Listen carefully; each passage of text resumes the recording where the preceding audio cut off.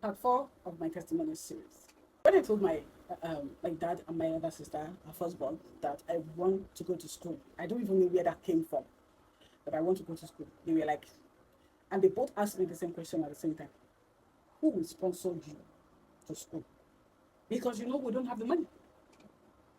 And the Holy Spirit directed me on the answer, the best reply to give them. You guys remember Isaac, Abraham in the Bible, when Lord, when God told Abraham to go and sacrifice his son Isaac to him, and Abraham carried Isaac and they were going. When Isaac asked his father, "Where is the ram we are going to sacrifice to God?" Do some of you remember? Some of you might know, some of you might remember. The reply Abraham gave to Isaac: "The Lord will provide." That was the exact answer. Not, I didn't add anything more or less to it. I just answered, "The Lord will provide." And surprisingly, they didn't say anything further. The only thing they said is, "Okay." Then I went to do my registration, my GC registration, and I started the lesson. I started going. For someone that had left secondary school a long time ago, for someone that had no knowledge of literature, I had knowledge of English, yeah. I had no knowledge of literature, no knowledge of government, no knowledge.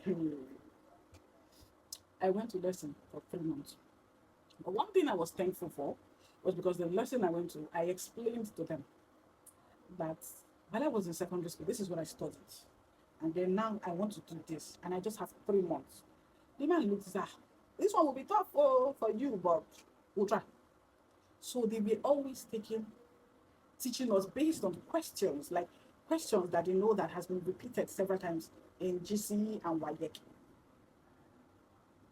So those were the topic they were taking us on during those times. And surprisingly, when they teach, most especially that in the area of literature, um, government, I had questions to ask. I was understanding to see that the Holy Spirit was directing my steps. When I tell people that what I studied in school, what I decided to study in school was not what I did in secondary school, they don't believe me. Hmm. So I kept going to lesson. I was understanding what was being taught, even though they were paying attention. Like most times when the teachers are teaching, when they're done teaching, they always call me, "Jessica, do you understand?"